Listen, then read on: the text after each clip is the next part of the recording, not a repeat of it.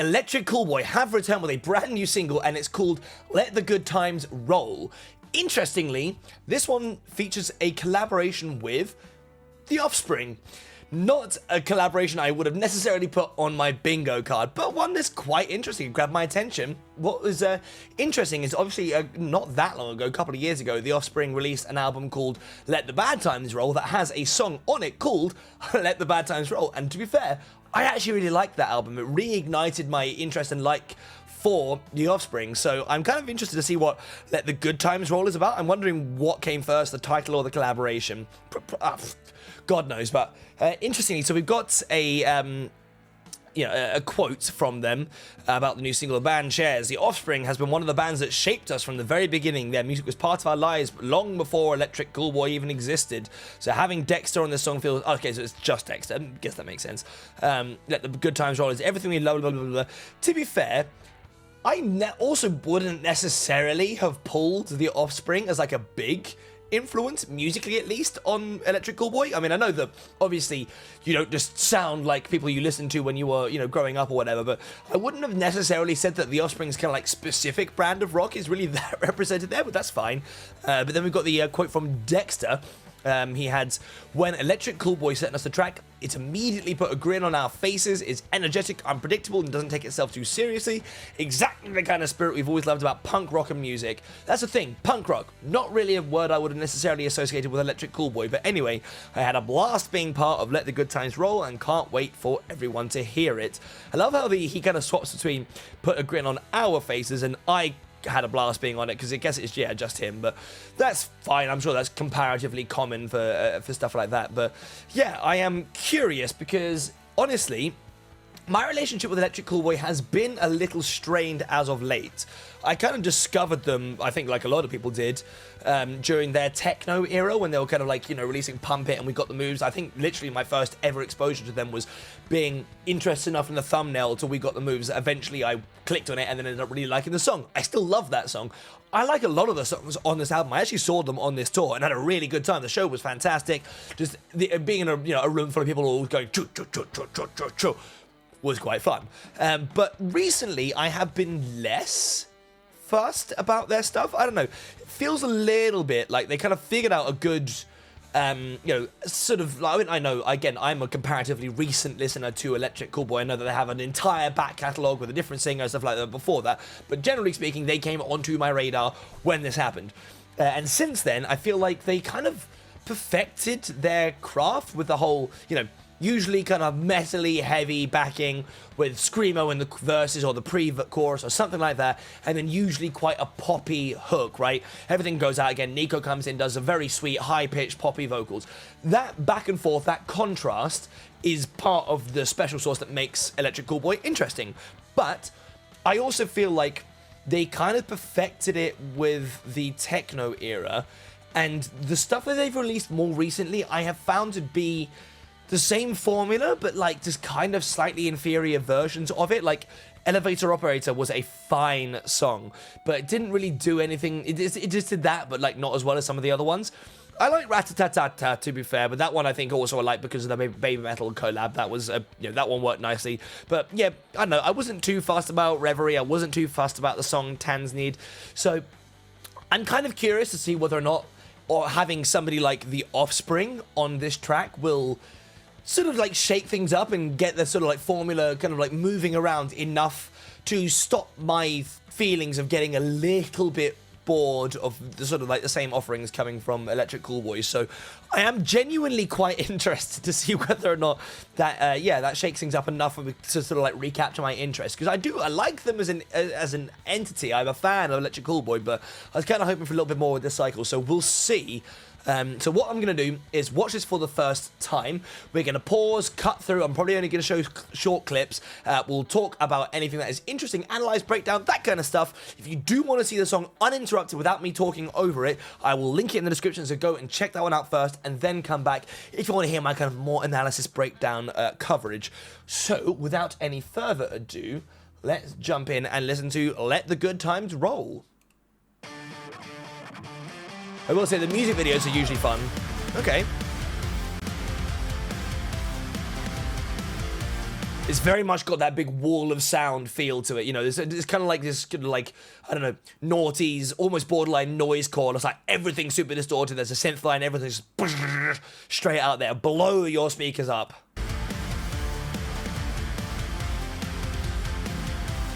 Is that freaking Howie Mandel? Okay. Of course, Howie Mandel just has a random cameo in the video. Sure.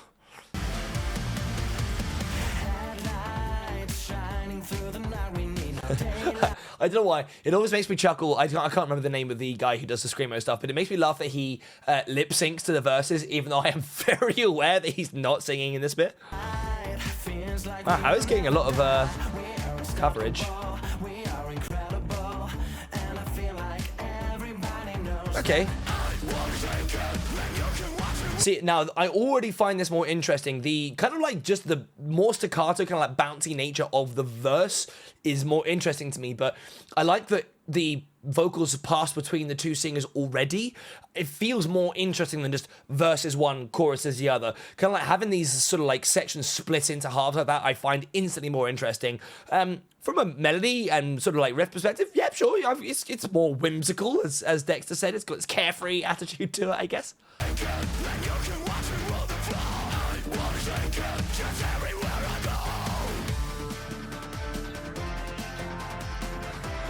I'm quite liking the gimmick of this video as well, kind of like following the passage of this box through this ridiculous scenario, and you got all the SWAT team start dancing and stuff like that.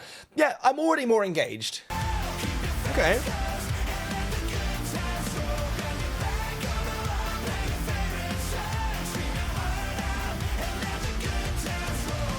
I will say, this chorus is better than well, I like it more than most of the recent ones I've heard. I don't know why, I quite like the way that the wall of sound effect is working for this one. It's all very distorted, but the way that it kind of like blends into the way that Nico's voice is kind of mixed into it, I don't know quite what they're doing with the EQ to get it to do that, but it's a very all-encompassing sound, you know?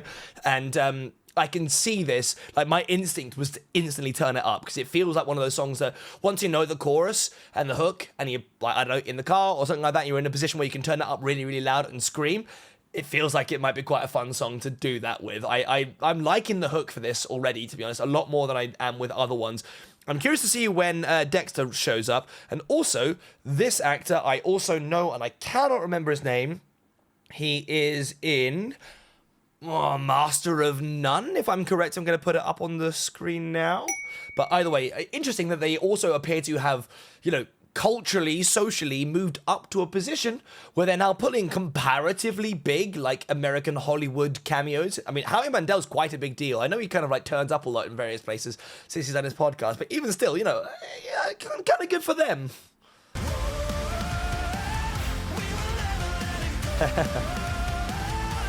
Actually, you know what? It also does remind me a little bit of We Got the Moves in terms of his attitude. Like, yeah, let's also have a party and a good time. And I like that attitude. I think they're better when they're like that.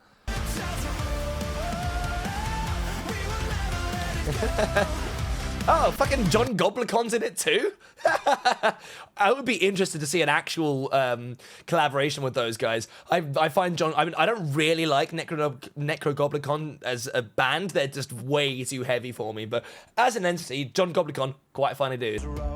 Okay. There he is.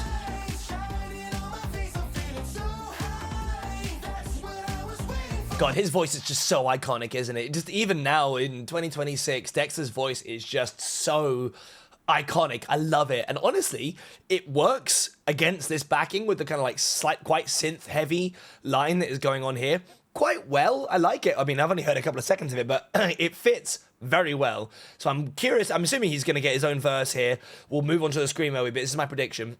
And then maybe in the other choruses, we'll have some sort of like back and forth, some overdub, stuff like that. We'll see. Yep.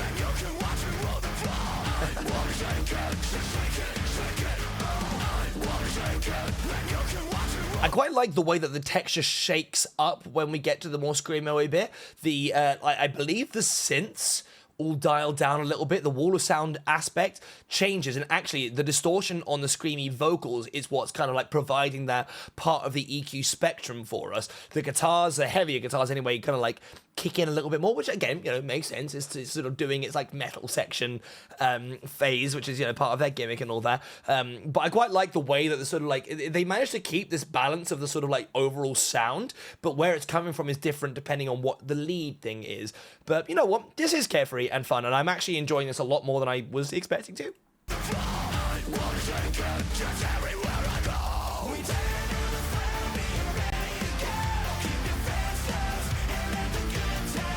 I think the drums are doing quite a lot for this chorus as well. They're not particularly complicated, but the shift change they bring in terms of the, like, because the verses are quite staccato, the drums are dung, dung, dung, dung, dung, and then it suddenly goes into the dum, shum, shum, shum.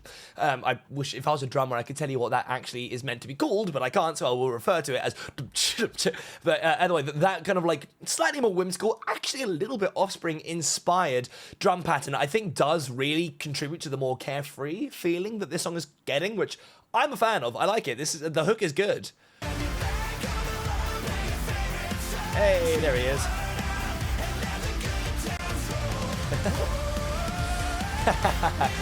You gotta love a good mannequin throw. I love it when bands or anyone does this. It's always fun. You know that somebody's there with this like set of things going.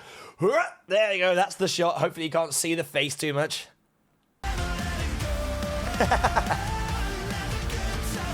It's a fun shot as well.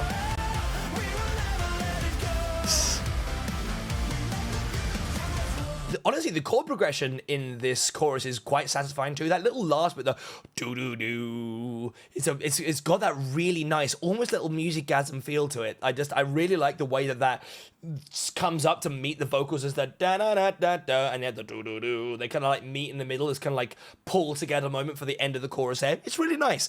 And also, we finally found out what's inside the box, and inside the box is little Electric Callboy, I think. Yeah.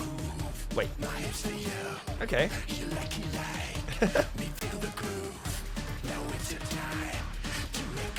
This is...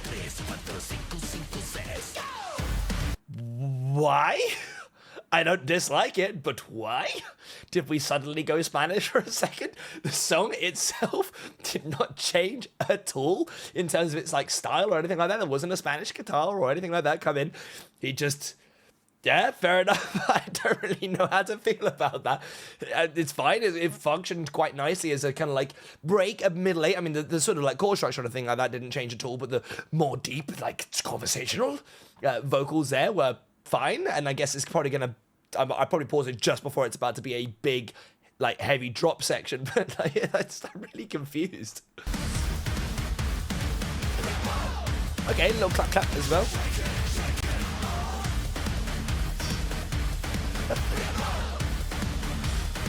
I mean, again, I can see this being a fun portion live. This is the bit where the mosh pit kind of like goes in, etc. But I'm so confused. I did like a little, though. I love a song with a little clap clap. Okay, yeah, kind of like pre-chorusy bit with Dexter. Oh, yeah, he's actually going to be in the same shot as them. Good. Okay. That's interesting. The way that drop functioned was not how I was expecting it to. They didn't actually drop. It was, what, was that a cowbell or something like that? But it's a little dunk, dunk, ding, dunk, dunk, but it didn't actually stop. It kind of like rolled on in a way that I wasn't quite expecting. Yeah, for better or for worse, to be honest. I'm not sure.